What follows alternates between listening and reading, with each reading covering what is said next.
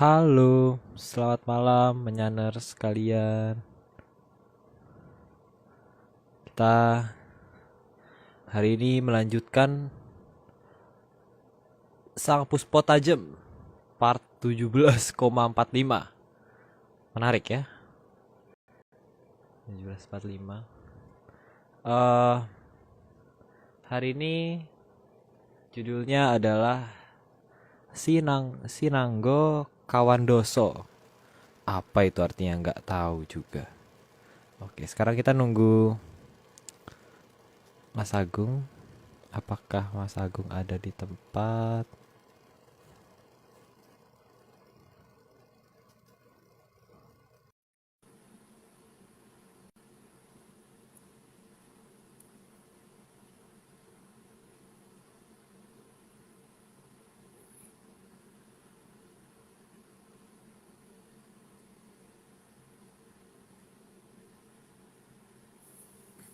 Wah, ternyata Om Agung juga belum bisa bergabung. Mungkin eh masih agak terlambat nih kayaknya sepertinya nih Om Agung.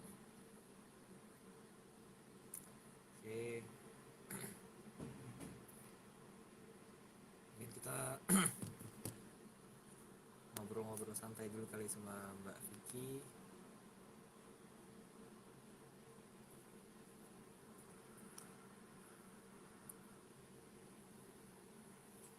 Hari ini kita slide-nya ada 117. Wah, oke. Pokoknya semangat narator kita hari ini Mbak Vicky. Vicky Ananda, apakah sudah bergabung?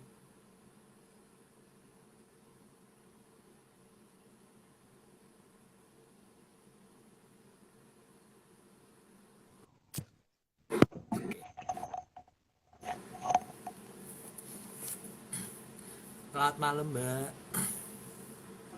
Halo ya, suaraku kedengeran nggak ya? Aman, aman. Kedengaran aman, aman. Buka ketuk layar untuk mengakses kontrol video. Nggak ya, nggak usah ya. Itu Mbak buat kalau mute. Mbak kan nggak mute malam ini Mbak. 117 slide. Nggak ada berhenti. Malam ini nggak ada berhenti Mbak Bener-bener. kita. Aduh. Oke Mbak, ini kayak Mas Agungnya ini masih ini nih, masih di belum di Di lokasi, jalan kayaknya. masih di jalan iya. Mbak. Gimana Mbak kabarnya di Jogja? Baik ya, baik ya. Alhamdulillah, Kalau kamu? alhamdulillah.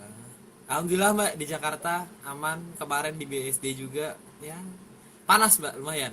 Kayaknya ada yang aneh nih sebenarnya harusnya kan musim-musim kalau misalnya di luar musim salju harusnya di sini musim hujan.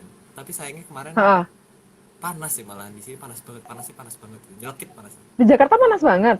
Di Jogja hujan tuh tiap Iya. hari, hampir tiap hari. Wah ini ada yang salah nih Mbak kayaknya Mbak. Beda beda alam kayak gitu Iya Mbak. nih. Kesekat sama Jawa Aduh. Barat aja ya sebenarnya. Iya kos. Ini dia Mas Agung, Om Agung sudah hadir. Bopo Agung.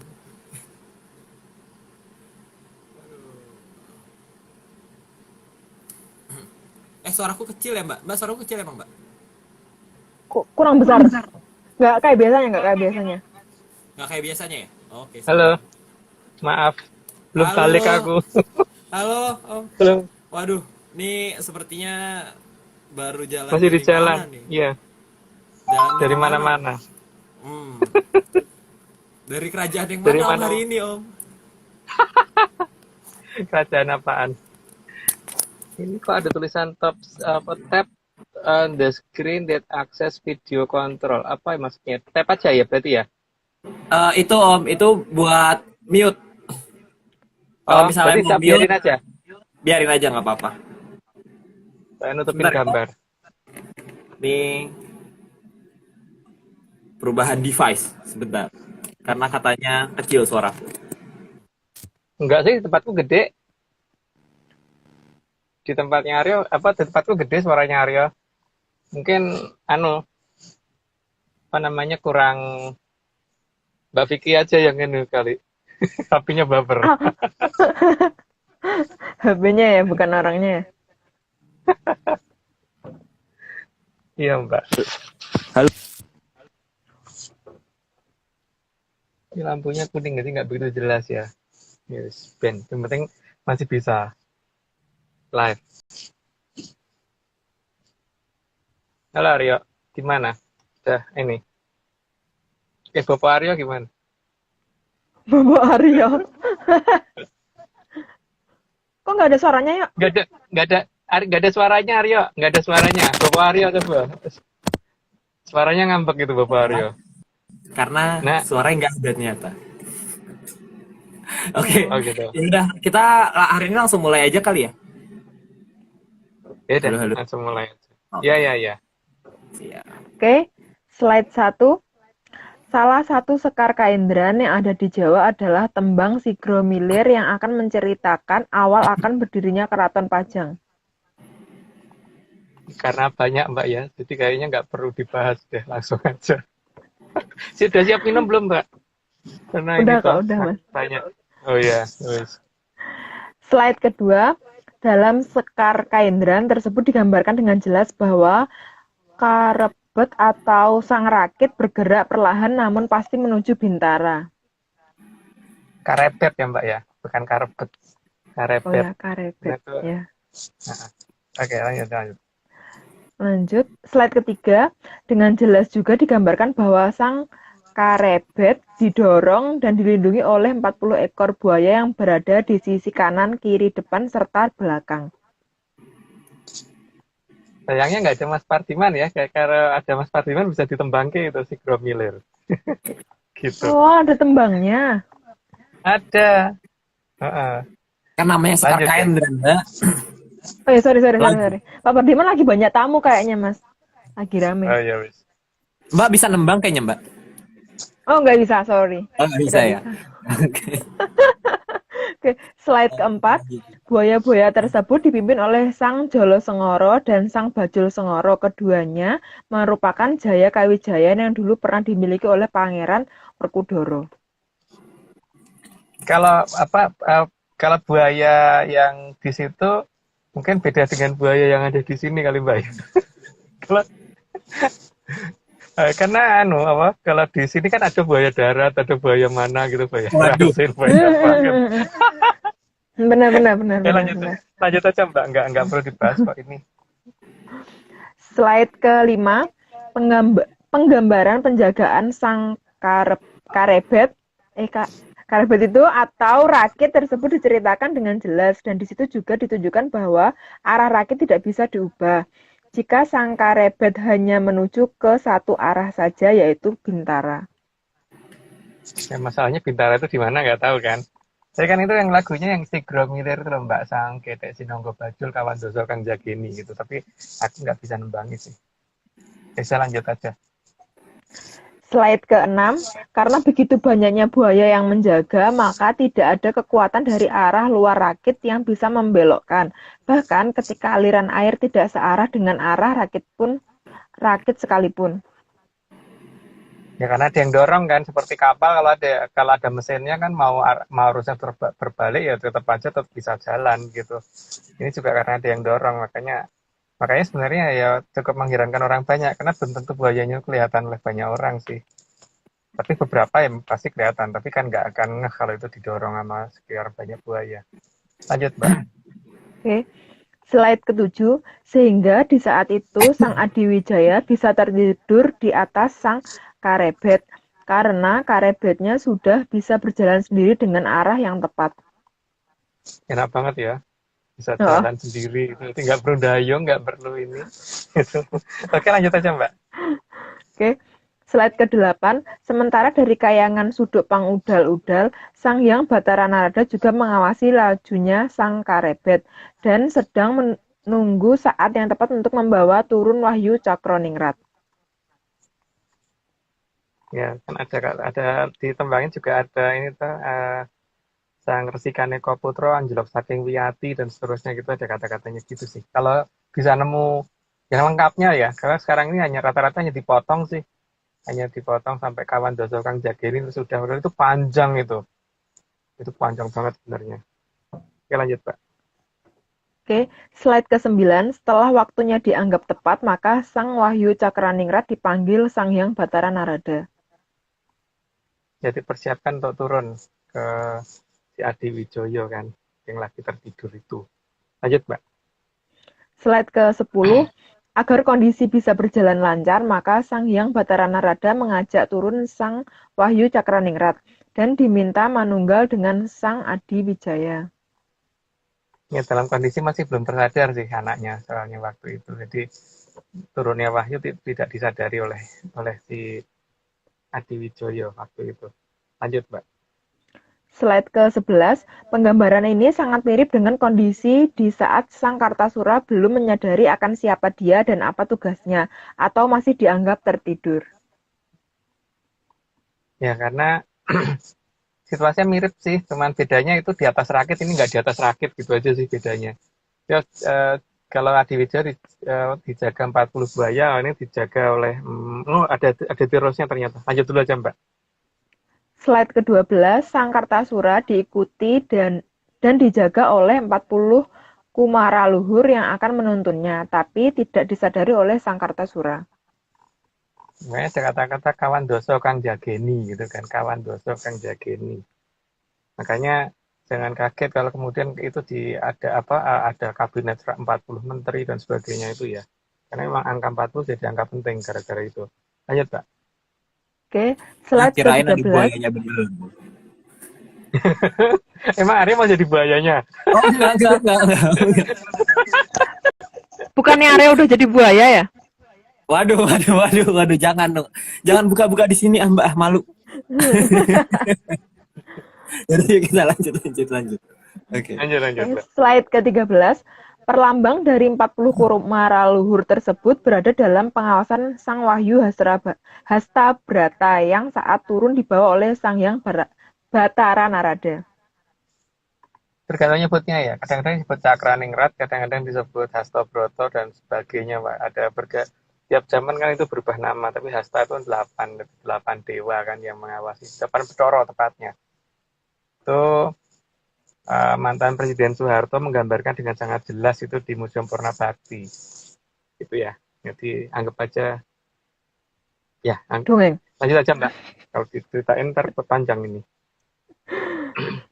Slide ke-14, turunnya Sang Hastabrata dibagaikan cahaya biru kemilauan yang turun ke salah satu daerah di Jawa Tengah dan bersamaan dengan dilahirkannya Sang Kartasura.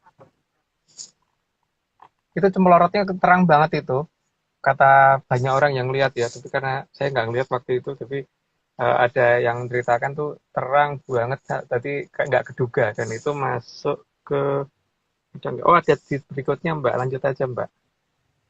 Slide ke-15, cahaya biru tersebut turun dan masuk ke salah satu sumur timba dan menyala sangat terang selama 1 minggu dan hanya 3 keluarga yang bisa melihat kejadian tersebut. Ya, karena sumur itu dipakai oleh 3 keluarga, jadi ya cuma tiga keluarga itu yang bisa melihat dan itu nyalanya katanya terang sekali, warnanya biru berkemilau sekali dan orang yang sempat melihat itu semuanya nggak ada yang gagal, jadi orang sukses semua. Jadi nggak tahu kenapa itu, tapi yang jelas itu kejadian sudah terjadi cukup sangat lama ya. Dan masuknya ke sumur Timbo seperti itu ya, bukan ke sumur bor atau sumur apa gitu. Apa sumur pam atau sumur ledeng, enggak, tapi sumur Timbo. Lanjut, Mbak. Oke, slide ke-16, cahaya tersebut diterima oleh Sang Hyang Bathara Ismaya yang waktu itu sudah berwujud Kitunggul Jati Jaya Amungrogo. Ya, karena supaya tidak salah sasaran ke siapa. Makanya harus ada yang dampingi turunnya si Cakraningrat. Lanjut, Pak. Oke, slide ke-17, karena Sang Hyang Bathara Indra yang sedang bertanggung jawab atas zaman tersebut, maka Susuhunan Amangkurat Agung yang ditunjuk oleh Sang Hyang Bathara Indra agar kembali turun untuk mengawal keadaan selama Sang Kartasura belum menyadari siapa dirinya. Dalam ini ya versi kita, jadi versi dongeng kita itu kan satu terah itu biasanya yang terahnya Bathara Wisnu itu akan mempunyai tingkah laku yang sama persis dan tidak ada perubahan cara bicara, lagak, lagu dan bahasa gerak-geriknya itu mirip gitu. Makanya kalau yang terahnya Bathara Indra itu kan yang terakhir yang saya tahu itu ya Mangkurat I. Makanya beliau terus Dyah Tulodhong, Pusendok dan Raden Wijaya dan sebagainya itu ya tingkah laku dan cara bicaranya itu mirip banget, dan ciri khas daham-dahamnya itu terutama yang sangat mirip. Lanjut Mbak. Oh ternyata Oke, ada di bawahnya. slide ke-18. Karena menjadi tugas dari Sang Hyang Batara Indra, maka semua leluhur yang pernah ketitisan Sang Hyang Batara Indra juga ikut mengawasi. Dari Sang Mahaprabu Jaka Sesuruh, Sang Mahaprabu Mpu Sindok, Sang Mahaprabu Dyah Tulodong, dan lain-lain. Semua beliau yang masih dalam jalurnya Sang Hyang Batara Indra. Kebablasan ya saya tadi ya, jadi sudah terjelaskan tadi. Lanjut aja Mbak. Slide ke-19. Karena satu trah dari Kayangan Tejomoyo atau trah Sang Hyang Batara Indra, maka para kumara luhur tersebut mempunyai kesamaan. Kesamaan dari cara bicara, lagak, lugu, dan gerak-geri atau tidak ada bedanya selain cara berpakaiannya saja. Iya, bahkan tinggi badannya pun mirip-mirip semua sih. Warna kulit dan sebagainya persis rata-rata kalau pernah ini ya. Tapi yang paling jelas itu ya pasti nggak ada yang jelek karena dari terahing kadewatan. Lanjut Mbak. Oke. Slide ke-20, karena juga sebagai Batara Ngejawantah, maka juga sangat ahli dalam strategi, sehingga bisa berpikir jauh ke depan, dan setiap langkahnya tidak bisa diduga oleh kebanyakan manusia. Ya karena bisa memperhitungkan jauh ke depan, jauh banget, benar-benar jauh cara berpikirnya. Itu tidak 1, 2, 3 langkah. Makanya kadang-kadang yang nggak ngerti itu kadang-kadang ini ya akan merasa bahwa kok aneh gitu loh yang direncanakan tuh apaan gitu. Tapi setelah sampai pada waktunya baru pasti akan terkejut. Karena memang ya beliau tuh begitu, nggak mau menjelaskan di saat-saat awal. Lanjut Mbak. Oke. Slide ke-21, selama belum waktunya memunculkan Sang Kartasura, maka segala hal digunakan oleh Sang Amangkurat Agung untuk menutupi keberadaannya, sehingga tidak ada yang menyadari di mana keberadaan Sang Kartasura. Ya memang sangat ahli kalau hanya menutupi. Ya namanya juga Dewa Ngejawantah. Lanjut Mbak. Slide ke-22, selama itu juga Sang Amangkurat Agunglah yang menuntun dan mengajarkan banyak hal, agar nantinya Sang Kartasura bisa muncul dengan cara yang sangat elegan dan bisa mengungkap segala hal yang dianggap salah.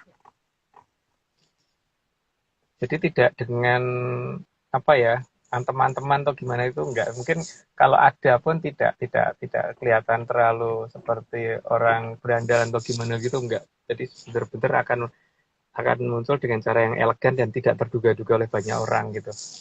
Seharusnya loh ya. Mungkin di episode nanti itu mungkin ada sedikit penjelasan sedikit, nggak banyak karena ya memang ngertinya kita juga sedikit. Lanjut Mbak. Oke, slide ke-23, maka selama itu Sang Kartasura juga dilatih agar bisa bertahan dalam kondisi sesulit apapun. Meskipun Sang Kartasura mengeluh, tapi beliau tidak peduli, karena semua memang harus dijalani agar bisa tangguh ke depannya nanti. Mungkin kata-kata tepatnya bukan hanya tangguh sih, tapi tangguh, tanggon, tatak, tangguh, tanggon, terengginas, tutup gitu kalau nggak salah kata-kata lengkapnya beliau begitu. Makanya bodoh amat mau apa tuh protes mau nggak, pokoknya harus jalanin sesuai perintah beliau. Beliau nggak mau nggak mau diajak bicara kalau untuk masalah itu. Pokoknya harus begitu dan harus melakoni gitu. Tapi ya itu bukan kita untungnya Mbak. Bukan Mbak untungnya. Mbak nangis itu. Lanjut. Slide ke-24, termasuk diajarkan cara menggunakan pusaka dan juga bagaimana cara menggunakan pusaka yang tidak berada di tangannya atau masih di tangan pihak lain. Itu menguntungkan banget loh karena apa tidak perlu harus ngopeni orang lain tapi yang bisa gunain dia gitu ya. Itu bejone sak pole itu. Lanjut Mbak. Slide ke-25, sehingga pihak lain hanya akan bisa memiliki, tapi tidak akan bisa menggunakan. Meskipun pusaka ada di tangan orang lain yang merasa berhak, tapi garis alamlah yang menentukan siapa yang berhak menggunakan. Jadi bisa memiliki tetapi tetap yang bisa menggunakannya hanya satu orang. Makanya banyak orang yang kalau menggunakan pusaka itu hanya paling banter hanya bisa mendirikan Mbak. Ngetek-netok gitu. Tapi kalau nuding ke misalkan ada mendung itu dituding nggak akan minggir mendungnya. Karena yang bisa gunakan cuman dia, cuman yang sedang kita cari. Lanjut, Mbak. Ini aku Oke. ada pertanyaan. Slide ke Ya, Ini apa kan Bopo? oh iya, Bu. Bapak Bopo Agung Aryo jadi apa? gini. Kan pusoko itu kan kayak maksudnya kan tadi bilang seluruh pusoko gitu. Nah, tapi kita juga sebelum-sebelumnya itu sempat dengar tentang misalnya ada Betara Siwo, Ismoyo sama Antigo gitu. Nah, tapi kalau pusoko-pusoko yang berasal dari Siwo apakah juga bisa digunakan, Om? Ya tergantung dia atau mau menggunakan apa enggak, karena udah nggak ketutupan oleh apapun kok, Aryo. Oh, jadi bisa Kalau kalau menggunakan. masih ketutup, ya bisa, karena udah nggak ketutupan oleh apapun ya. Kecuali kalau masih ada yang nutupin dia loh. Enggak sih, ini udah nggak ada yang bisa nutupin lagi masalahnya. Iya sih. Bedanya dengan Hah? bedanya dengan manusia normal kan di situ. Gitu. Bahkan sesuatu yang tidak bisa dilihat orang dia bisa ngelihat kok. Gitu. Hmm, Masalahnya itu kan. Jadi apapun bisa dia gunakan kalau dia mau gitu loh. kalau Sebenarnya mau. gitu kan. Tapi masalah ya kalau mau. Tapi kalau nggak mau ya berarti nggak bisa, Bang. Lagi nggak mau. Iya, bener juga. Nggak salah sih. Gitu Bapak ya. Gitu Oh, Bapak. iya, lupa, makasih Bapak Agung. Monggo Oke. Bude dilanjut. parah deh kayaknya malam ini. Slide ke-26, beliau pula yang memperkenalkan pada semua para dangyang yang menguasai kekuatan alam, supaya nantinya bisa mengatur alam yang selama ini cuma dianggap mitos oleh peradaban saat ini. Saat ini memang banyak orang anggap itu mitos, itu hanya alam itu seolah tidak terkendali. Tapi itu haknya masing-masing orang ya. Kalau menganggap itu tidak terkendali itu ya monggo gitu. Nggak ada paksaan. Tapi kalau ada orang yang merasa bisa sanggup untuk itu semua, ya itu juga haknya dia gitu. Tapi kenyataannya bisa apa enggak gitu aja kan. Kenyataan yang harus kita lihat gitu, bahwa alam itu kalau sama dia terkendali apa enggak gitu. Gitu. Seperti misalkan ada orang keluar tiba-tiba, setiap kali dia keluar pasti hujannya berhenti gitu. Kerasa tau nanti disindir kalau kayak gitu. Lanjut, Mbak. Oke, slide ke-27. Agar kekuatan angin juga mau tunduk, maka Sang Hyang Batara Bayu juga ikut mengawasi dan ikut memberi petunjuk. Semua petunjuk diberikan melalui kumarannya Sang Amangkurat-Agung agar Sang Kartasura tahu dan menghormati hierarki di alam raya. Ya, karena yang perlu itu hierarki itu harus dihormatin. Karena kalau tidak ya nggak tahu gimana. Karena banyak pihak yang mungkin hierarki dianggap nggak perlu, jadi langsung apa-apa itu ke atas gitu. Ini beda, kalau dia nggak mau ngikutin pola seperti itu, dia ngikutin pola hierarki yang ada di alam. Jadi kalau meminta sesuai dengan tataran, ya seperti gini ya, kalau orang mau bikin KTP itu kan cuman dari RT, RW, kelurahan, kecamatan jadi kan, Mbak, nggak perlu harus sampai bupati kan, nggak perlu harus sampai wali kota atau sampai presiden atau ke MPR, DPR gitu mau bikin KTP yang diketawain nggak pasti. Jadi harus ada tataran dan hierarki itu jelas, harus ngerti itu, harusnya begitu kan. Tapi kan ada banyak orang yang merasa hierarki itu nggak perlu. Itu haknya masing-masing sih. Cuman kalau yang mau menggunakan pola hierarki ya nggak apa-apa. Tapi kalau nggak mau menggunakan ya itu haknya dia gitu. Ya nanti tinggal dilihat yang kira-kira lancar hidupnya yang mana gitu kan. Kita Mbak, mau nggak lanjut? Oke, slide ke-28. Untuk bisa lebih jelas, terkadang Sang Hyang Batara Bayu juga memanggil ke Bukit Sorogedog untuk menanyakan langsung ke Sang Kartasura agar mengetahui apa yang belum diketahuinya untuk keperluan nantinya. Ya di Sorogedog itu memang ada petilasan di situ, tapi mungkin dapat dikatakan yang paling diketahui banyak orang kan Candi Ijo. Tapi itu di dekat Candi Ijo ya, saya ngomongnya di dekat karena bukan di Candi Ijonya. Cuman untuk antar-antarnya memang dekat Candi Ijo. Lanjut, Mbak. Oke, slide ke-29. Sementara itu, sebagai sebuah perlambang, maka di Bukit Sorogedog juga sering dimunculkan seekor ayam jago yang berbulu putih mulus.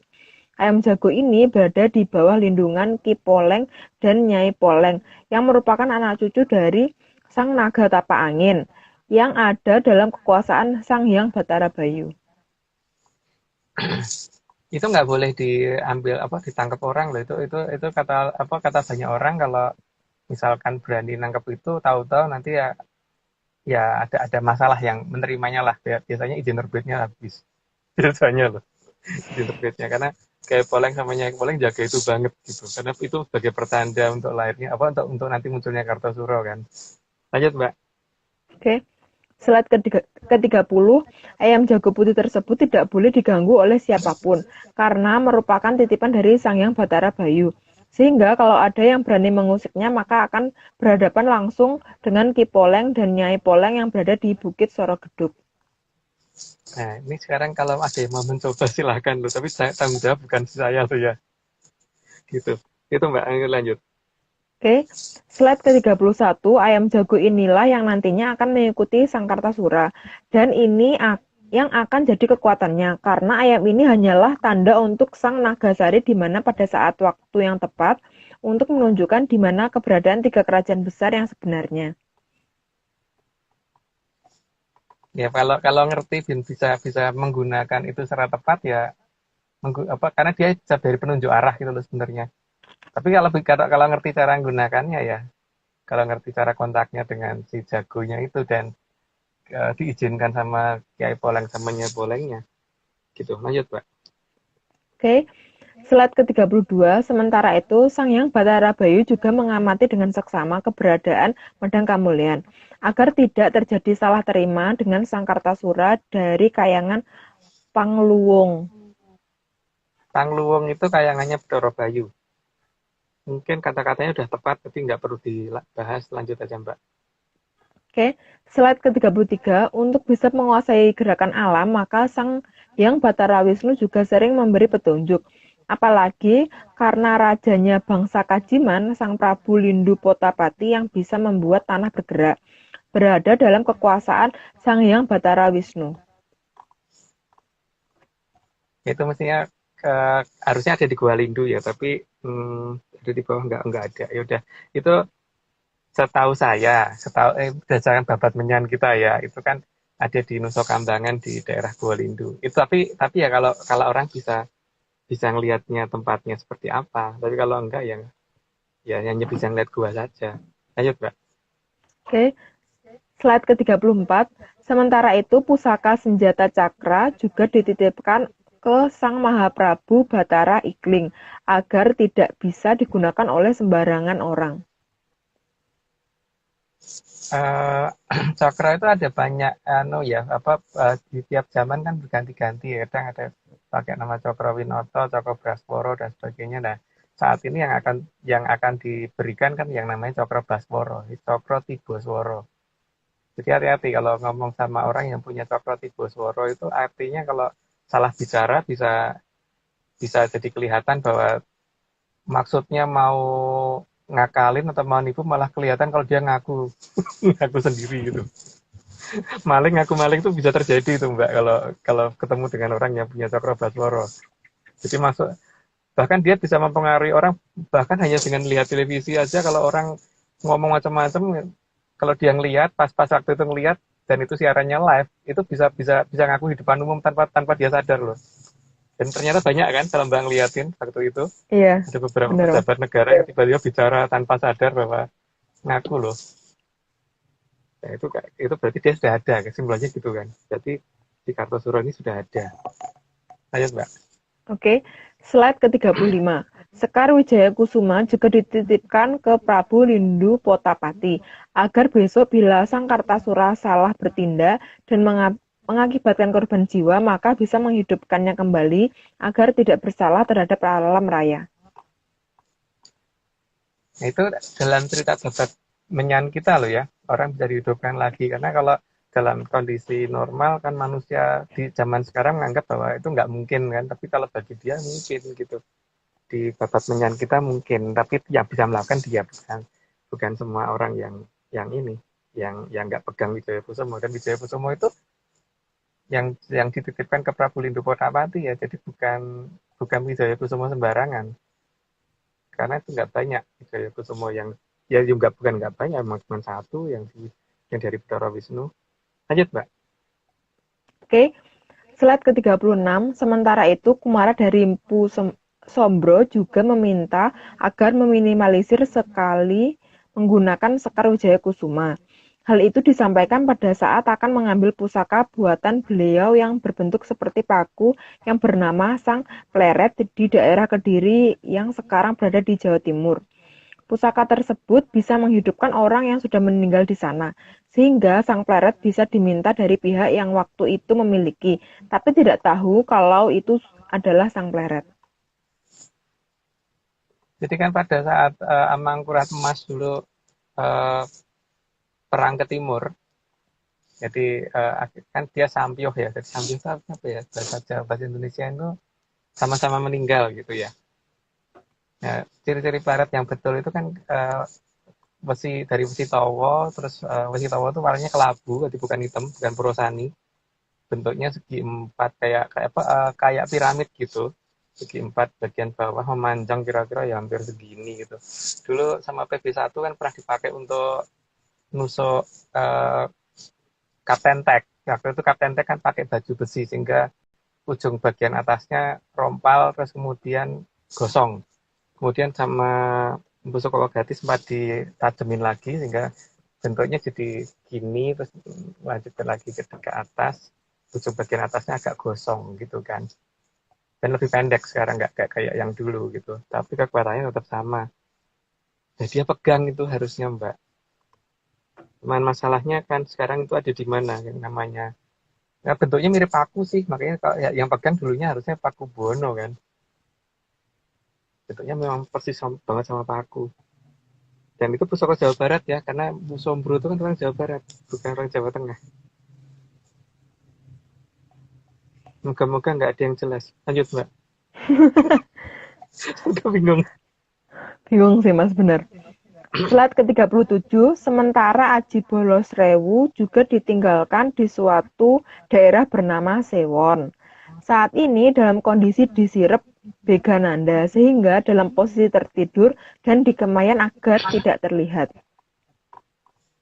Ya kalau terlihat takut semua kali Mbak, antara badan, kepala sama ini gede banget kan itu. Jadi kalau sampai bisa kelihatan ya mungkin orang minggir dari wilayah itu. Pada daerah itu kan daerah yang ramai kan. Dekat tempat kuliahnya Mbak ya kalau nggak salah dulu. Kayaknya itu Ya, bukan salah Mas, bener banget. maka ada daerah namanya Ireng-Ireng gitu kira-kira Mbak. Oh ya ini di belakangnya deh. Jadi lanjut dulu aja Mbak. Oke, slide ke-38, karena wajah Sang Bolosrewu yang sangat menyeramkan, maka kadang kalau tidak sengaja terlihat kepalanya akan sangat menakutkan. Maka daerah tersebut dinamakan Druwo, karena bentuk wajah yang menakutkan. Ini karena serem aja sih orang nganggapnya kalau serem tuh gendruwo gitu kan mau dinamakan gendruwo, tapi bukan nggak mirip gendruwo itu. Ya bentuknya lucu begitu sih sebenarnya, tapi ya lebih banget gitu. Ya tapi posisinya kan tertidur Mbak. Makanya di daerah sana kan ada daerah namanya Ireng-Ireng, karena memang Bolosrewu kan hitam kan badannya. Dan sebagainya lah udah. Kalau dijelasin lebih banyak, kayaknya juga nggak ada gunanya. Lanjut Mbak. Slide ke-39, selain bentuk kepalanya, kadang anggota badannya juga terlihat tanpa sengaja meskipun sudah dikemayan. Karena hitam legam warna kulit Bolosrewu, maka daerah itu dinamakan Ireng-Ireng. Lanjut, kan udah ternyata aku kebablasan tadi. Lanjut Mbak. Oke, slide ke-40, sementara itu Sang Retopeksi Jolodoro atau Garuda Yaksa disembunyikan di daerah dekat Telawah. Namun tidak akan mudah dilihat karena ada dalam lingkup daerah tertutup yang hanya bisa dilihat dengan mata satu. Itu kurang N, jadi harusnya Retnopeksi Jolodoro Mbak. Retnopeksi Jolodoro harusnya. Oh, Itu kalau yang dilihat patung gedenya itu akan kelihatan kalau dilihat dari Google Earth, sebenarnya lebih kelihatan. Tapi kaget pasti nanti kalau ngelihat ukurannya, kan gede banget. Lanjut Mbak. slide ke-41, kuda sembrani diberikan kepada putri bungsu dari Sang Mapanji, Sri Aji Joyoboyo, dan saat ini berada di Keraton Atlantis.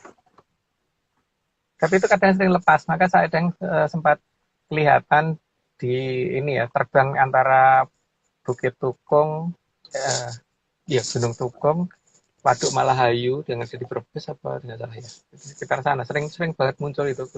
Banyak orang yang lihat, cuman masalahnya biasanya begitu melihat itu sayangnya tidak sempat mengabadikan, tapi banyak yang lihat. Tapi yang sempat terabadikan paling tidak kan waktu pas di atas KPU itu kan banyak yang lihat itu.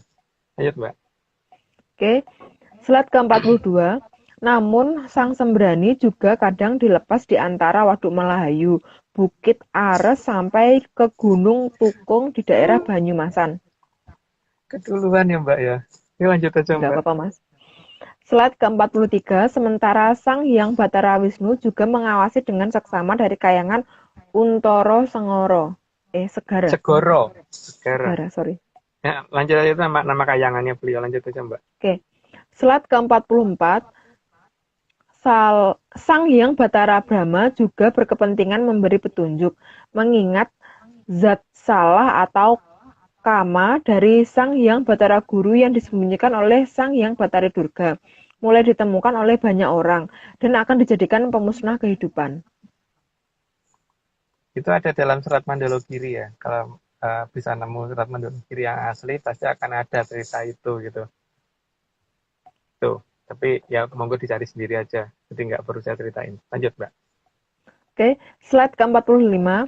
Untuk kekuatan agar bisa meluluhkan semua senjata yang bisa dijadikan pemusnah massal, maka Sang Hyang Batara Brahma juga memberikan aji Kumbolo Geni. Kayaknya ini melumpuhkan deh, Mas, melumpuhkan semua senjata. Terus, Iya. tapi sebelum Sang Kartasura mengetahui jati dirinya, maka aji Kumbolo Geni disembunyikan di suatu tempat yang dijaga oleh angsa yang menjadi titisan dari Sang Hyang Batara Brahma. Bukan titisan, Mbak. Titihan. Titihan itu kendaraan. Oh, Kalau titihan. Bedoro Wisnu kan Ratna Peksi Dolodoro atau Garuda Yaksa itu ya kendaraannya. Kalau Bedoro Bromo itu kan angsa memang wujud kendaraannya. Gitu. Makanya kan kalau orang zaman dulu itu kalau pasang sok bakal itu kan pasti ada ndok blengkernya, harus ndok blengker banyak kan Mbak, atau ndok blengker angsa itu. Karena untuk nampani Teluh Brojo kan. Gitu. Tapi nggak perlu dijelasin karena kita bukan dukun Mbak. Lanjut Mbak. Oke. Makin lima. Slide ke Maksudnya semuanya semangat jangan ini, Mbak. berapa sih? 46. 46 kan, yuk. 46. 46. Iya. Semangat, Mbak. Oke, slide Yuk, ke-46, maka panasnya Sang Kumbolo Geni di daerah Siangsa tidak akan bisa dirasakan oleh masyarakat yang berada di dekat wilayah tersebut.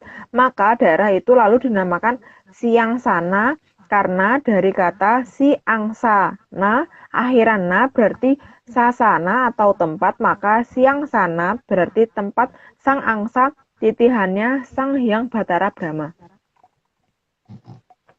Itu pasti nggak jauh dari bekas Keraton Mataram itu Mbak. Mataramnya Panembahan Senopati itu harusnya loh.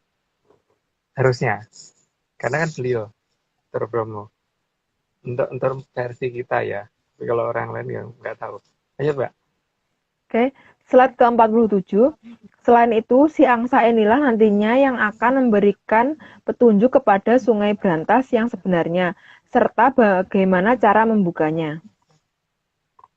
Ya, karena dia bisa jalurnya kan masih tahu itu. Sehingga dia ngerti menuju ke sananya gimana. Karena kan angsa itu selalu di atas air. Sehingga dia ngerti jalur air yang menuju ke Brantas yang asli dari mana. Makanya kalau bisa nemukan si angsa yang Bedoro Bromo pasti ngerti di mana Sungai Brantas yang disembunyikan. Lanjut, Mbak. Slide ke-48, Sang Hyang Batara Brahma juga mengawasi dari kayangan Arga Dahono, yang kadang juga disebut dengan kayangan Dersilo Geni. Ya. Oke, lanjut aja, Mbak.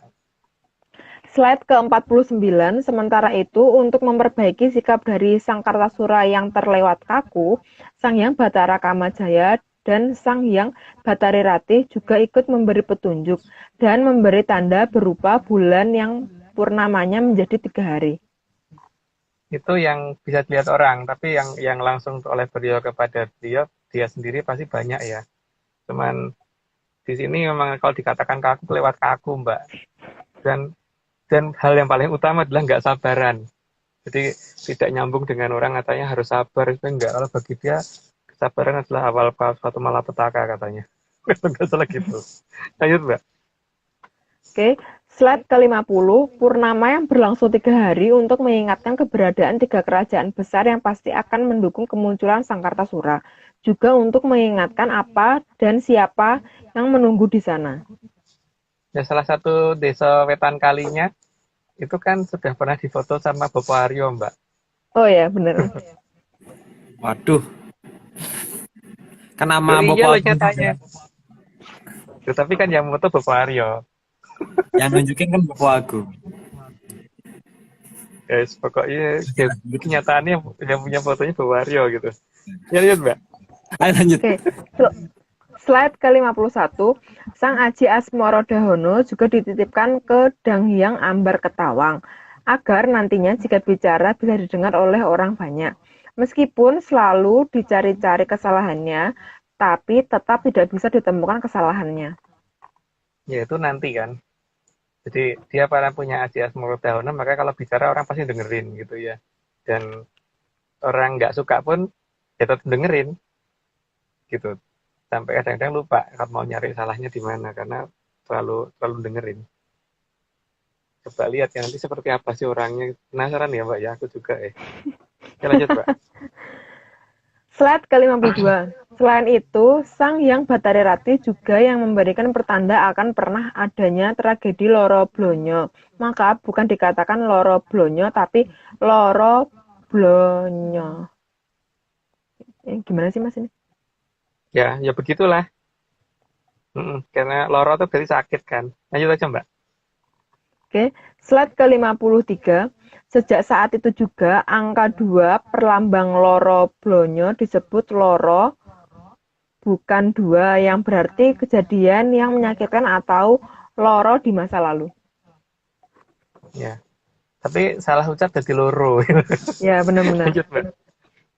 Ya, lanjut Mbak. Slide ke-54, maka kayangan cakra kembang akan terlihat sangat terang. Karena Sang Hyang Bathara Kamajaya dan Sang Hyang Bathari Rati mengawasi Sang Kartasura dengan seksama. Nggak tahu kapan itu kira-kira, tapi yang jelas beberapa saat ini kalau diamatin memang terang sih kayaknya Mbak ya. Lanjut Mbak. Slide ke-55, salah satu keraton yang ada di selatan Jawa juga ditutupi oleh Sang Hyang Bathara Baruna. Ditutupi dari mata dan logika manusia agar terlihat seperti samudera lepas yang normal. Tapi seperti apapun, itu kalau kitanya jeli pasti akan kelihatan sih bahwa itu nggak normal gitu.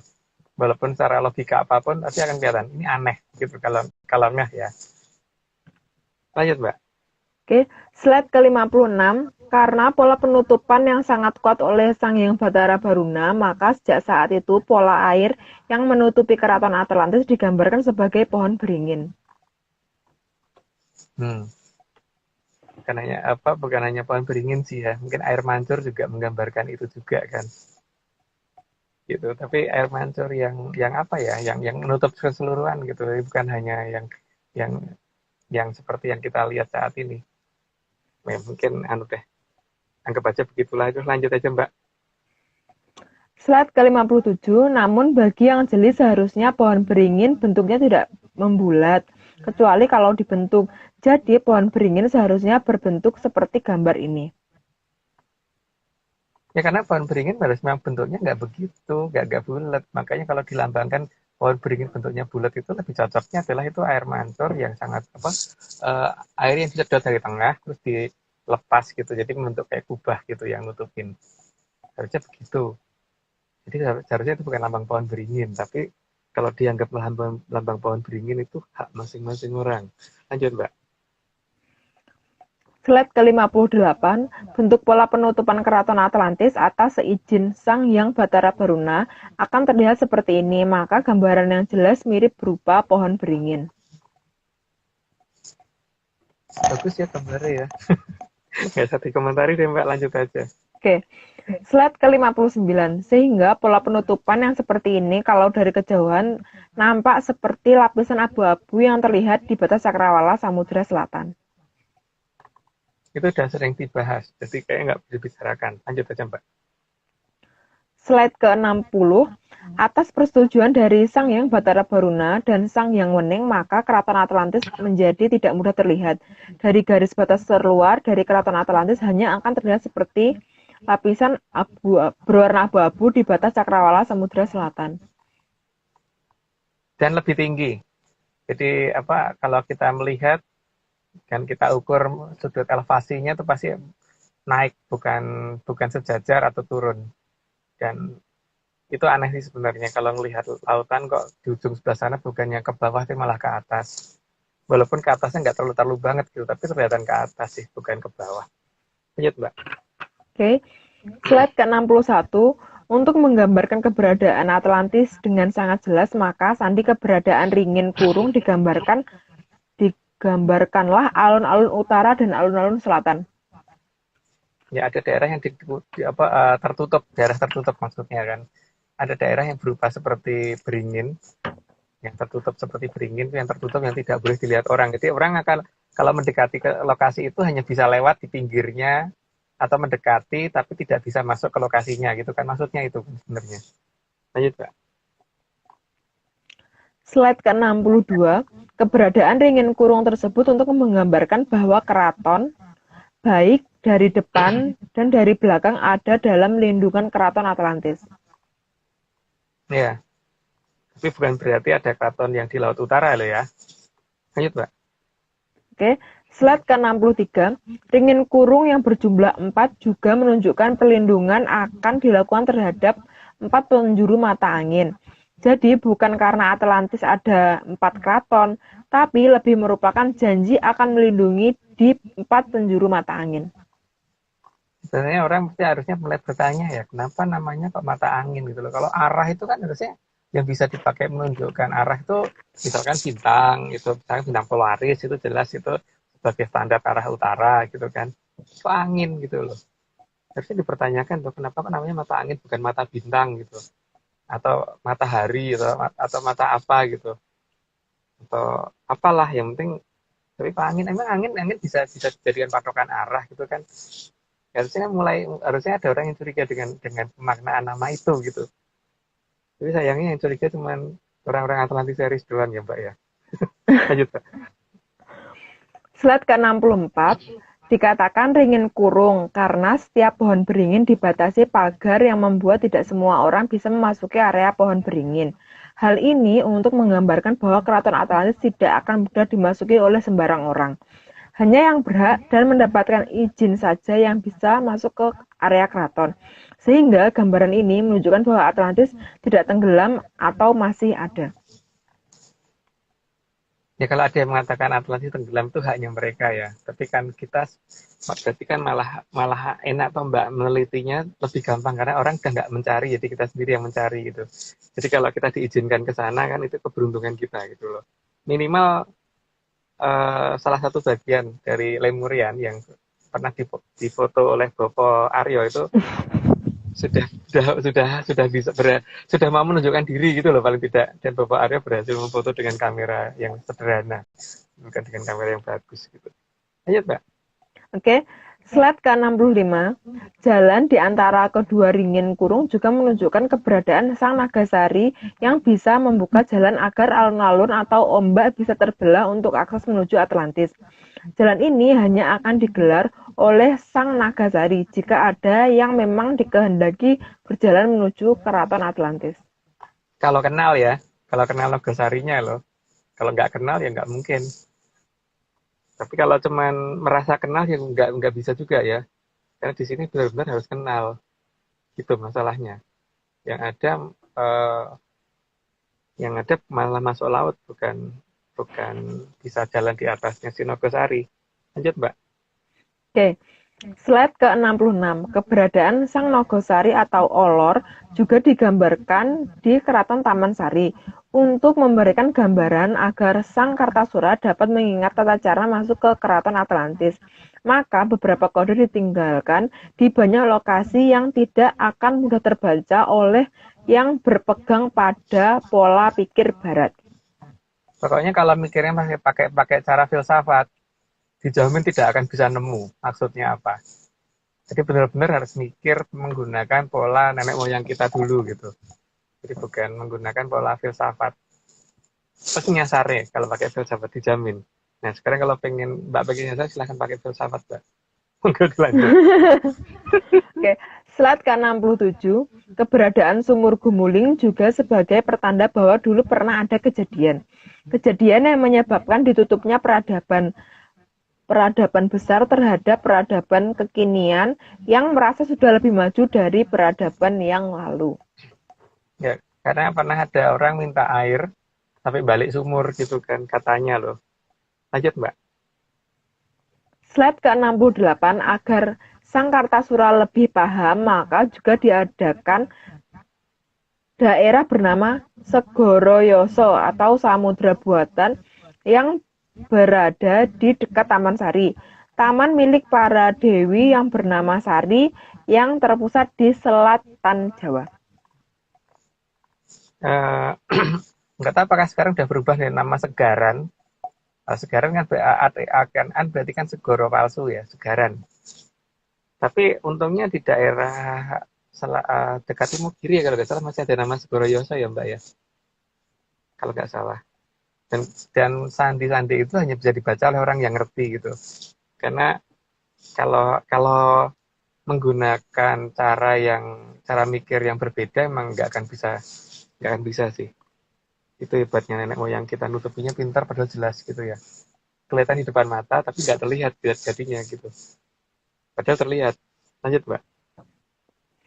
Slide ke-69, meskipun Segoroyoso saat ini seperti daerah tidak berair, namun itu adalah penggambaran yang sangat jelas bahwa ada samudra buatan di selatan Jawa.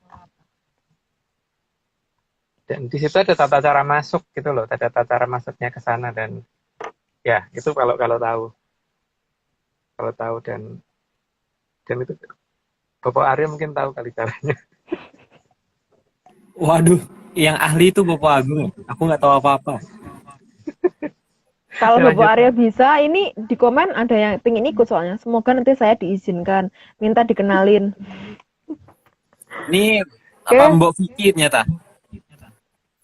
bukan ya? Itu aku baca di itu komen. Jatuh ya Mbak. Ini HP-nya melunjak. Nggak boleh menolak Mbak. Oke. Slide ke-70, dan juga sudah jelas bahwa dari garis cakrawala seharusnya warna abu-abu terlihat sejajar. Hal ini menunjukkan bahwa seharusnya ringin kurung juga sama tingginya, maka jika tingginya tidak sama, akan terlihat tidak sesuai dengan gambaran di batas cakrawala samudra. Ya itu nggak tahu artinya apa ya. Harusnya begitu, tapi kalau tidak sama ya berarti buh itu artinya biar. Lanjut Mbak.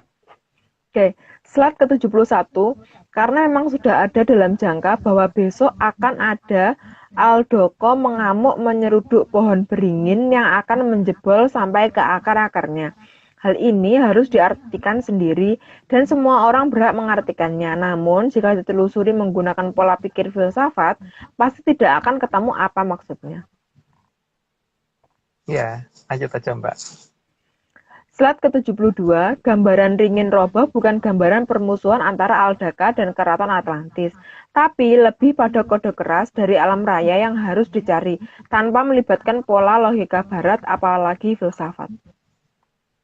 Ya karena selama ini yang membuat jauh itu sih, yang membuat jauh dari logika zaman dulu itu. Tapi kalau banyak orang mencoba mempelajari dengan menggunakan itu ya coba aja kalau bisa nyampe. Lanjut aja Mbak.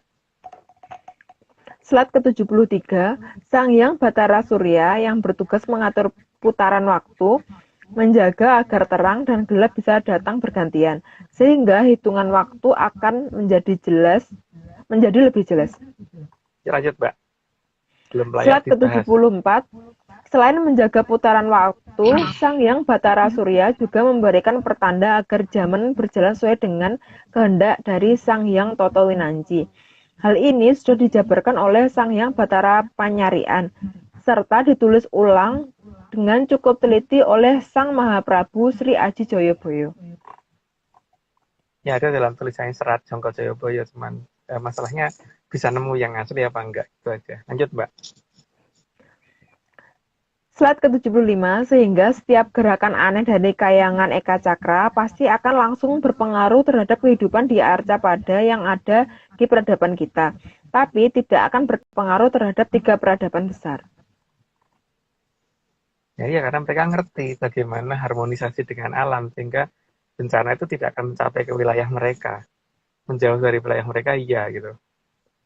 Karena mereka masih menggunakan tata cara di mana alam itu bisa dikendalikan, bukan bukan alam yang tidak terkendali ya di mereka. Lanjut, Mbak. Oke, slide ke-76, selain memberi tanda kayangan Eka Cakra, juga yang akan menyeleksi apa dan siapa saja yang boleh mendekati ke arca pada. Maka semua benda langit yang akan menuju bumi diharuskan sowan dulu mendekat ke gerbang kayangan Eka Cakra.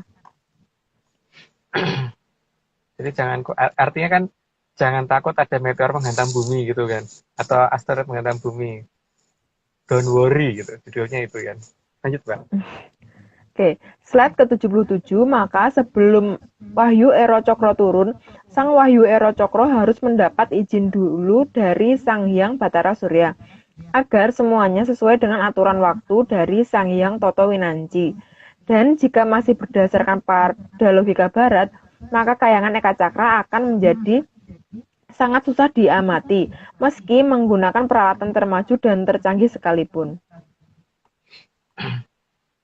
Jadi si Ero Cokro itu memang pada saat akan turun, walaupun sebenarnya kalau secara tataran di atasnya Bathara Surya, tapi dia tetap menghormati hierarki yang sedang bertugas, toh, Mbak. Jadi dia tetap minta izin, walaupun sebenarnya bisa aja tanpa minta izin. Tapi ya dia hormat dengan hierarki, walaupun dia di atasnya Bathara Surya. Lanjut, Mbak. Slide ke-78, bahkan kekuatan dari Sang Hyang Batara Surya juga digunakan untuk membelokkan kecurigaan manusia di peradaban kekinian dengan sinar yang indah. Ya, supaya orang nggak curiga dengan beberapa wilayah tertentu sih, supaya yang diteliti bukan wilayah yang seharusnya mereka teliti, hanya membelokkan pikiran orang yang punya peralatan dan punya biaya dan sebagainya. Lanjut, Mbak. Oke, slide ke-79. Sinar yang indah tersebut tidak berada di atas Atlantis, agar pusat penelitian manusia di zaman kekinian menuju atau terpusat di daerah yang memang disediakan ada dan tidak berpenghuni. Jadi digeser, arah kecurigaan orang digeser ke satu wilayah yang seharusnya di sana tidak diteliti, juga nggak ada apa-apanya gitu. Lanjut, Mbak. Oke, slide ke-80. Maka disengaja oleh Sang Hyang Batara Surya agar ada daerah yang tidak terkena sinar matahari yang cukup, sehingga menjadi daerah yang sangat dingin dan tidak berpenghuni, dan menjadi daerah yang aneh yang kemudian mengundang kecurigaan banyak orang untuk menelitinya, sehingga Atlantis tidak terlacak keberadaannya. Karena kan kalau kita melihat jarak antara bumi dan matahari itu, seharusnya kan kalau ditambah dengan setengah bumi lagi, kalau misalkan ini bulat gitu kan, harusnya kalau di sini terkena sinar yang kuat, harusnya di daerah sini juga masih terkena sinar yang kuat ya, karena matahari yang gede banget gitu. Iya. Jadi kalau misalkan tiba-tiba ada daerah yang ekstrem perbedaan suhunya, saja ini matahari kepiye gitu kan. Itu loh. Jadi ini pinternya Bathara Surya untuk supaya orang kecurigaan orang itu tidak menuju ke suatu wilayah yang harusnya mereka curigai. Gitu. Ya cuman kita yang kurang kerjaan, Mbak. Jadi kita yang curiga. Akhirnya. Lanjut. Oke, slide ke-81. Kemudian diadakanlah dua wilayah yang disediakan bagi yang ingin tahu lebih banyak, dan semua decoy atau pengalihan perhatian disediakan di sana agar seolah-olah ada temuan baru di tempat itu. Tujuannya adalah agar semua peradaban besar yang sebenarnya tidak terlacak. Ya, jadi kesibukan orang diarahkan ke tempat yang tidak sebenarnya harus mereka teliti gitu, sehingga mereka akan berdebat sendiri tentang wilayah-wilayah itu, yang sehingga malah wilayah yang harusnya mereka curigai nggak mereka pikirin. Bener tau Dewa itu? Lanjut, Mbak. Ya. Slide ke-82, maka agar lebih menarik, disediakan juga makhluk lucu di belahan selatan. Ya biar menelitinya lebih bingung lagi, kok itu bisa hidup, makanannya apa, cukup enggak kalorinya untuk menghadapi temperatur se ekstrim itu dan bagaimana dengan anaknya dan sebagainya gitu kan. Itu hanya untuk supaya orang tidak berpikir ke wilayah lain gitu Mbak. Lanjut Mbak. Oke. Slide ke-83, sementara jenis hewan yang berbeda juga disediakan di belahan utara, agar penelitian tidak menjangkau ke peradaban besar yang tempatnya sangat jauh dari kedua tempat tersebut. Itu sih nggak perlu dijelasin lagi, lanjut aja Mbak. Oke, slide ke-84, agar aturan waktu bisa berjalan dengan benar, maka Sang Hyang Bathara Surya juga diawasi oleh para Bathara dalam formasi Pangider-ider Jagat. Itu ada, nggak perlu dijelasin deh, lanjut aja Mbak. Slide ke-85. Namun entah mulai kapan terdapat perbedaan nama-nama dalam Pangider-ider Jagat yang ada di Babat Menyan dengan yang digambarkan oleh banyak orang zaman sekarang. Ya, karena Pangider-ider Jagat versi kita tuh beda banget dengan yang ada di umum orang tunjukkan gitu loh. Ya nggak tahu yang benar siapa, tapi kalau bagi kita yang benar ya kita, bagi orang lain yang benar ya mungkin mereka gitu. Tapi ekstrim sih perbedaannya, sangat-sangat jauh. Sangat-sangat berbeda sekali dengan apa yang kita terima. Lanjut, Mbak. Oke, slide ke-86. Para Kumara Luhur yang merupakan titisan dari Hastabrata dan Pangider-ider Jagat yang akan selalu secara bergantian mengamankan Sang Kartosuro, juga memperingatkan serta memberi petunjuk sesuai urutan sang waktu. Jadi nggak bisa ditergesa-gesa, nggak bisa diburu-buru. Walaupun dipancing seperti apapun ya nggak bisa, karena memang dia harus ngikutin pola waktu, dan ketika waktunya belum tepat ya apapun yang harusnya dia miliki belum diberikan, karena nanti nggak duluin waktu. Ingat Mbak?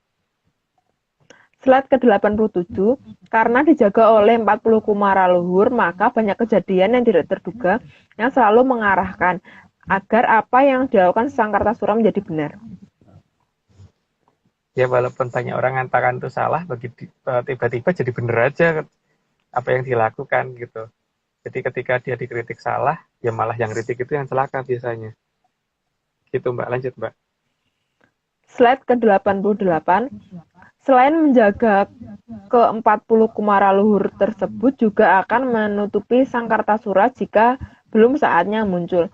Karena ke-40 Kumara Luhur tersebut sangat ahli dalam urusan strategi, maka pola penyembunyiannya juga tidak akan mudah dilacak. Ahli strategi semua ya, jadi jangan dipikir yang namanya raja-raja zaman dulu itu cuma hanya bisa memerintah tanpa bisa mikir panjang ya.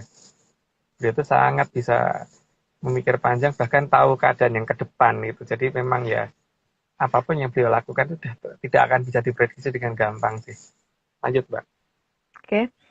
Slide ke-89, dalam menjaga Sang Kartasura, ke-40 Kumara Luhur melakukannya bergantian. Tapi di setiap waktu selalu berjumlah 40, tidak kurang dan tidak lebih, tapi selalu berganti Kumara Luhur yang bertugas. Jadi 40 itu ganti-gantian. Kayak shift gitu ya, petugas shift. Gitu. Tapi itu dari yang ngatur kan dari kayangan, jadi bukan orang yang ngatur. Tapi yang dijaga orang. Lanjut, Mbak. Slide ke-90. Setiap Kumara Luhur yang bertugas kadang juga akan menggunakan raga dari Sang Piningit, agar kalau terpaksa diperlukan bisa melakukan hal-hal yang tidak bisa dilakukan oleh manusia normal. Karena memang sebelum kekuatannya dikembalikan semua kan memang ini ya, supaya tidak mendahului keadaan. Tapi kalau situasinya darurat ya beliau langsung turun tangan. Dan raga yang digunakan ya raga yang dijaga supaya dia bisa aman. Gitu, lanjut Mbak. Slide ke-91, ke-40 Kumara Luhur itu dengan sangat setia menjaga dan mengarahkan Sang Tunjung Seto. Karena keberadaan Sang Hyang Bathari Maharani yang menghendaki agar Sang Tunjung Seto selalu aman. Karena merupakan palenggahan beliau. Makanya tidak mungkin yang namanya para Kumara Luhur itu bisa diatur, kecuali kalau ada sesuatu yang lebih tinggi yang menghendaki itu kan. Sesuatu yang lebih tinggi itu adalah Sang Hyang Maharani yang bahkan itu di atasnya Bathara Ismaya. Lanjut Pak. Slide ke-92. Dari kayangan yang mirip bentuknya dengan cempaka kudup atau cempaka yang masih kuncup, Sang Hyang Bathari Maharani selalu mengawasi setiap perkembangan Sang Tunjung Seto. Cuma nama kayangannya kita tidak bisa mengungkap di sini ya, karena ya memang tidak tepat kalau diutarakan di kondisi online seperti ini. Lanjut, Mbak. Slide ke-93, maka lambang cempaka kudup sebagai lambang keberadaan Sang Hyang Bathari Maharani semenjak saat itu digambarkan di atas kuluk yang biasanya dipakai dalam acara jumenengan raja.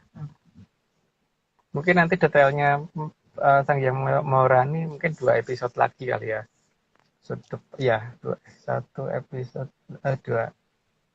Dua episode lagi. Kira-kira di 85.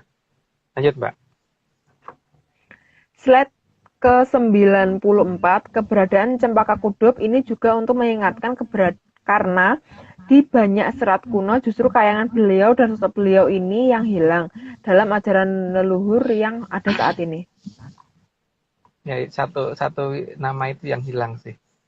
Itu kan bukan hanya satu nama itu aja sih, tapi nama kayangan ini benar-benar nggak tahu kenapa kok tiba-tiba menghilang dari semua babat cerita ya.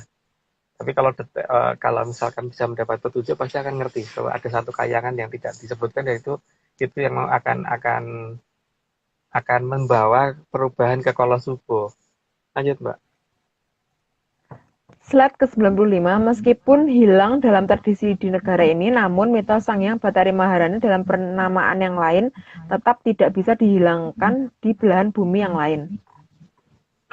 Ya, lanjut aja, Mbak. Slide ke-96, meskipun di belahan bumi yang lain tinggal berupa dongeng, tapi wujud beliau masih diceritakan sampai hari ini meski dengan nama yang lain. Ya, namanya beda. Tapi penggambarannya hampir-hampir benar. Tapi sayapnya yang agak beda sih. Harusnya kan sayapnya kayak kupu-kupu tapi warnanya kuning. Gitu. Lanjut, Mbak. Oke. Slide ke-97, keberadaan Sang Hyang Bathara Antiga juga masih jelas digambarkan di sana. Sesuai dengan pakem di Jawa bahwa wujud dari Sang Hyang Bathara Antiga seperti laki-laki yang seumuran dengan Sang Hyang Bathari Maharani. Ya, ada gambarannya ya. Ada gambarannya, nanti lanjut aja, Mbak. Oke. Slide ke-98, Sang Hyang Bathara Antiga digambarkan lebih sering berwujud jenaka dan ada di dekat sang raja. Maka penggambaran Togog dan Sorowito selalu digambarkan sebagai makhluk jenaka bermulut besar. Di sini Sorowito adalah Bilung, pengikut dari Togog. Jadi bukan perwujudan dari Sang Hyang Bathari Maharani. Kayak Togog diikuti sama Bilung, makanya di sana yang namanya Joker itu pasti 2. Satu berwarna, satu hitam putih. Lanjut, Mbak. Slide ke-99, karena keberadaan Ki Lurah Togog yang dulu di zaman Keraton Wilwatikta bernama Ki Lurah Sabdopalon, maka beliau menjaga agar legenda Sang Hyang Bathari Maharani tetap terjaga di sana, meskipun hanya berwujud dongeng. Lucunya kan penggambarannya mirip dengan kita di sini adalah pada posisi mulutnya ya, tetap lebar gitu. Maka bentuk joker, bentuk badut, bentuk apa di sana tetap pasti bermulut lebar. Lanjut, Mbak. Slide ke-100, karena keberadaan Sang Hyang Bathari Maharani jugalah yang akan mengatur Ki Lurah Sabdopalon agar pada saatnya pulang kembali ke Nusantara. Oke, ya, jadi ketemu lagi antara Sabdopalon sama Yoginggong. Itu beliau yang ngatur. Akhirnya sampai 100 ya. Lanjut, Mbak. Yeah. Slide ke-101, sehingga Sang Ki Lurah Sabdopalon dan Ki Lurah Semar akan bersatu kembali untuk memajukan Nusantara agar terbebas dari ajaran Kolobendu. Ajaran Kolobendu adalah yang membuat timbangan jadi lebih berat ke arah salah, atau kesalahan yang sedikit tapi hukumannya lebih berat dibandingkan kebaikan yang banyak.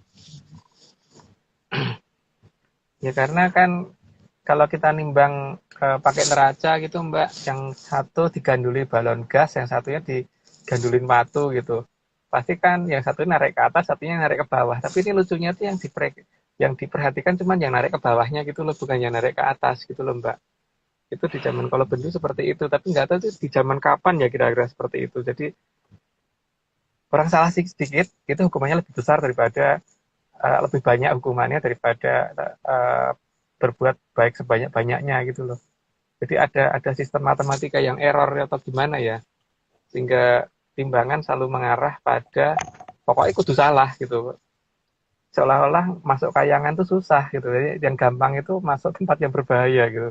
Padahal nenek moyang kita kan harusnya mengajarkannya nggak begitu. Naik kayangan lebih gampang daripada masuk ke tempat yang nggak baik gitu. Tapi mbuh ya, karena di zaman kalau bendu besok itu ya, di zaman itu tuh ada hal yang seperti itu ya, justru orang malah makin menganggap itu benar gitu. Tapi kan itu hak masing-masing orang ya, kalau orang memilih itu ya nggak apa-apa. Tapi kalau tidak memilih itu kan juga nggak apa-apa toh. Gitu. Lanjut Mbak.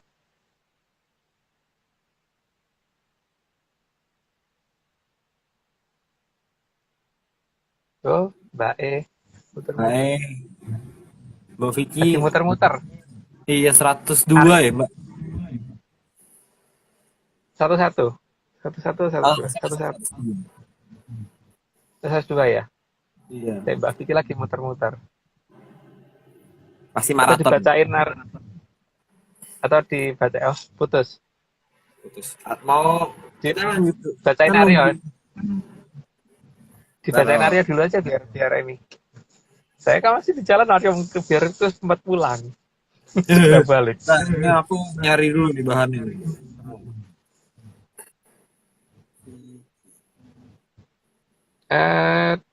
Di grup ayo. Iya ya, udah. Kita invite dulu. Oh, udah masuk lagi. Lagi di ini sih invite. Mungkin baterainya habis kayaknya ya. Kayaknya ya. Ya, mungkin. Oke, Aryo bacain aja Ya, sebentar. sambil nunggu. 102. 102. 102. Nah, oke. Ke 102. Karena kalau timbangan sudah terlalu bergeser ke kiri atau lebih berat ke angka yang salah, maka memang harus diperbaiki. Ya, yang namanya timbangan kan memang begitu kan. Ada yang di pasar itu kan selalu ada yang periksa timbangan tuh Aryo. Jadi kalau ada orang yang curang supaya nanti ini apa namanya, kalau misalkan jual daging atau jual apa gitu, kalau timbangannya kurang kan supaya orang itu tidak bisa dicurangi, maka harus ada petugas khusus untuk yang bagian mengatur memeriksa timbangan kan. Nah, ketika di alam ini timbangan sudah mengalah terus ke arah pihak yang salah selalu dijadikan prioritas, maka alat pasti akan harus menurunkan itu supaya timbangan menjadi ke arah yang benar, harus menang gitu kan. Nggak karena salah sedikit baik banyak itu jadi menang yang salah gitu loh. Jadi harusnya benar-benar ya 1 tambah 1 sama dengan 2 gitu ya Om ya. Iya. Tapi kalau 1 dengan 1 jadi 11 Aryo. Oh, waduh. Kirain 1 tambah 1 sama dengan jendela Om. Oh iya ya.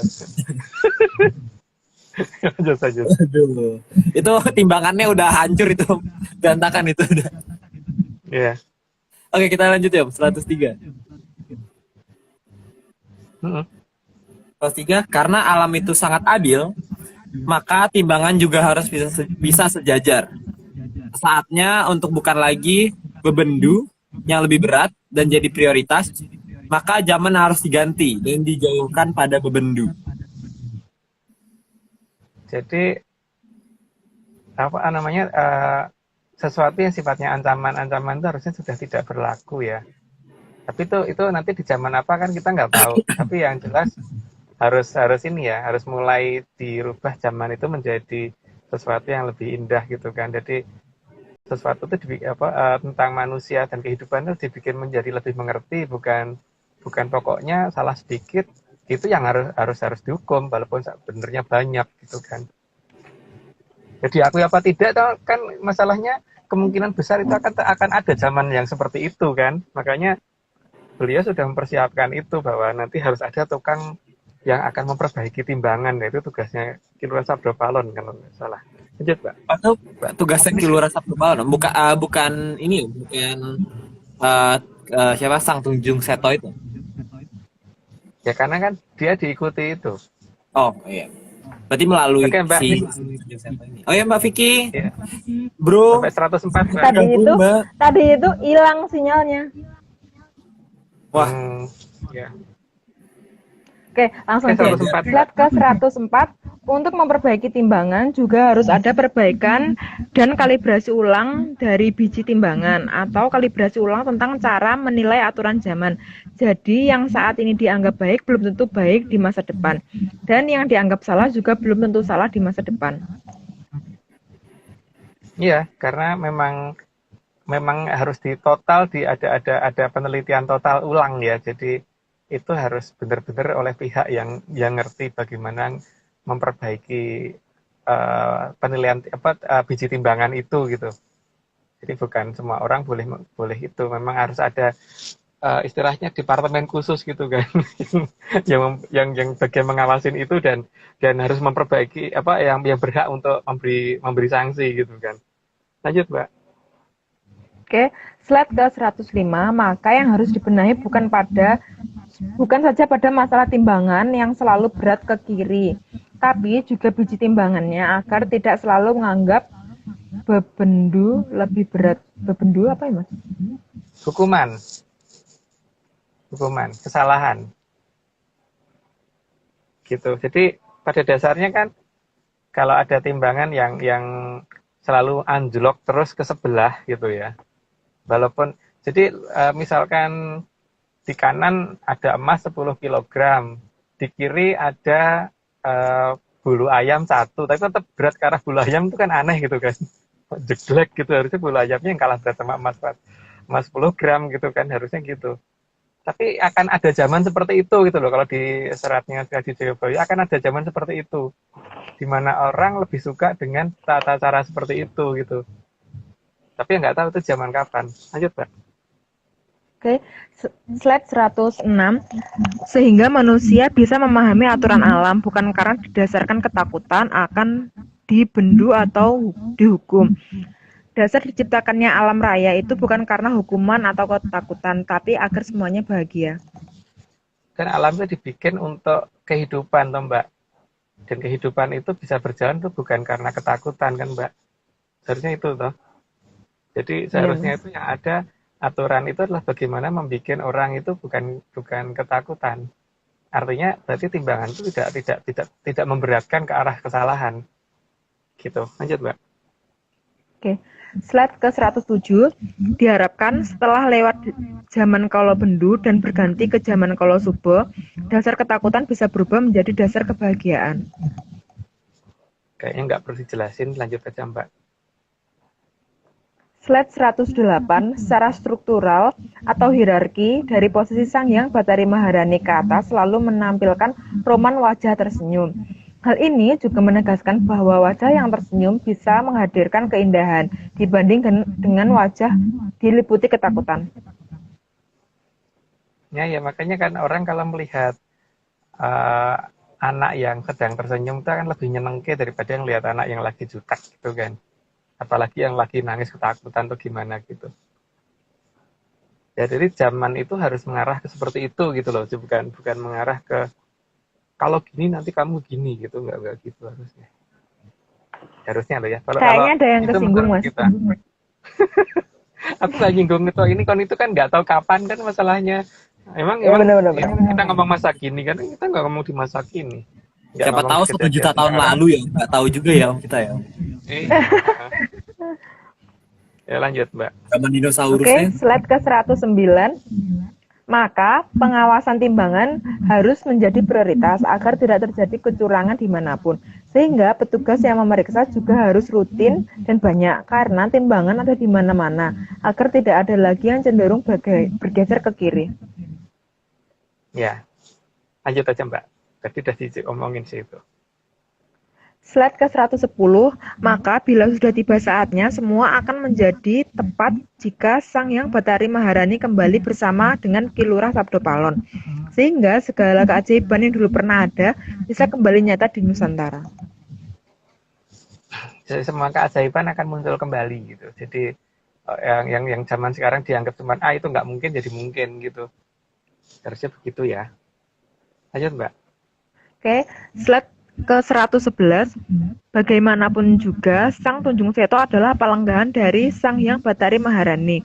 Maka kadang kalau tidak sengaja akan terlihat ada sinar kecil yang berputar mengelilingi kepala Sang Tunjung Seto. Kalau bisa ngelihatnya ya, tapi kalau cuma kelap-kelipnya sih mungkin akan jadi orang yang lihat mungkin akan merasa apa aku tuh pusing apa yang lihat orang kok melihat dia kok berkunang-kunang begitu gitu. Nah itu berarti yang dia lihat itu gitu kan. Lanjut Mbak. Oke. Slide ke-112, sinar ini adalah wujud cemerlang dari Sang Hyang Bathari Maharani yang akan memberi petunjuk ke Sang Kartasura. Sinar ini kadang bisa terlihat oleh orang lain bagaikan lampu blitz, tapi sangat jarang yang bisa melihatnya. Blitz terang tapi kadang-kadang muter-muter gitu. Kalau blitz kan cuma biar satu kali itu kan gitu terus hilang. Gitu. Lanjut Mbak. Oke, slide ke-113. Iya Mas, menyebalkan. Slide ke-113. Terkadang Sang Hyang Bathari Maharani dalam memberi petunjuk juga akan terlihat seperti cahaya yang sangat menyilaukan. Ya kalau dia menggunakan wibawanya berusaha berubah menjadi besar banget, tapi ketika hanya pengen memberitahu ya bisa dalam wujud yang mungkin kecil ya, kayak kunang-kunang kecil atau lebih besar dikit gitu. Lanjut Mbak. Oke, slide ke-114, bagian paling jelas bagi yang kebetulan sedang berada di dekat Sang Tunjung Seto adalah sering munculnya sinar di kelopak mata yang bergerak naik turun. Itu karena keberadaan Sang Hyang Bathari Maharani yang secara tidak sadar terlihat seperti cahaya di ekor mata. Kayak kesana kesini gitu, jadi kayak ada cahaya yang bergerak gitu katanya. Itu berdasarkan serat babat menyan. Lanjut Mbak. Oke, slide ke-115, Kumenyar Praptaning Hyang Maharani Arsa Amadangi ing Bawana. Weh suka sagung dumadya tentrem rahayurat kadya samirana kang tumuju mring kamulyaning Tribhuwana. Rahayuning rat. Rat itu jagat raya Mbak, artinya Bawana. Jadi bukan rahayurat, rahayuning rat. Oke, cukup yang ini mungkin tidak perlu dijelaskan. Nggak perlu dijelaskan karena ini hanya untuk menyatakan bahwa kita sudah membacakan sudah menjelaskan ini gitu. Oke. Bapak Aryo. Wah, hari ini seru ya Om ya. Berarti minggu depan kita bahas apa lagi nih? Masih spot tajam toh? Kayaknya iya, karena kayaknya beliau belum pada bosen. Tapi nggak tahu yang dengerin bosen apa enggak. Yang dengerin mungkin udah sampai bosen kali ya.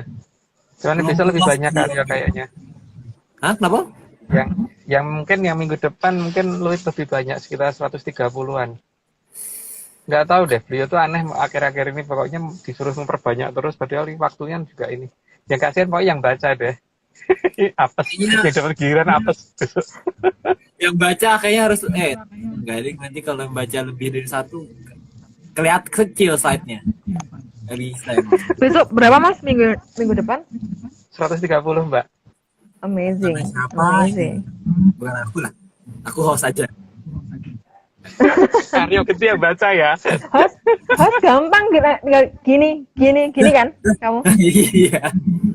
Enggak sama basa-basi dikit. Iya, jadi kayaknya kita sudahi saja Om Kak malam hari ini kali Om ya.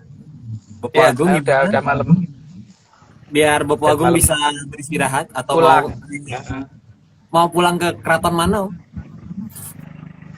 Ke rumah lah Aryo. Oh. Sampai dari pagi. Oke, berarti terima kasih semua kerabat menyan malam hari ini, dan tentunya Bapak Agung Bimo Sutejo, makasih malam hari ini sudah diceritakan tentang banyak hal dan juga Mbak Vicky, Bro Vicky. Makasih Mbak Tante Vicky, tante. Tante Vicky. Mas Aku sudah besok mengorbankan ganti suara, ganti wajah jadi Dek loh nanti. oh, sudah mengorbankan suaranya, suara, pikiran dan semuanya. Terima kasih Mbak. Terus kemudian juga seperti biasa terima kasih ke Mas Dani Argi sebagai pembuat flyer. Flyernya keren banget, nggak ngerti kenapa nggak pernah turun. Performanya selalu bagus, selalu unik. Terus juga makasih buat slide-nya dari Mas Togo. Terus ada Mas Rahadian sebagai yang ngirim chat via chat, texting via chat. Terus kemudian terima kasih juga Om Iwan, terus juga Bro Heskel, dan tentunya kepada Chief Executive Officer dari Atlantis Series, Bos Marius. Terima kasih Pak Marius. Pak Itu Marius. futuris futuris medium angin-anginan. Wah, Karena kadang-kadang bisa diganti. medium angin-anginan. Semoga nggak masuk angin lagi Pak. Jangan. Oke ya, kita benar-benar menunggu lah ke host dari Pak Marius itu emang pasti ada unik-uniknya aja. Jadi berarti udah sekian dari Atlantis Series malam hari ini. Sampai jumpa di minggu depan. Selamat malam, salamnya.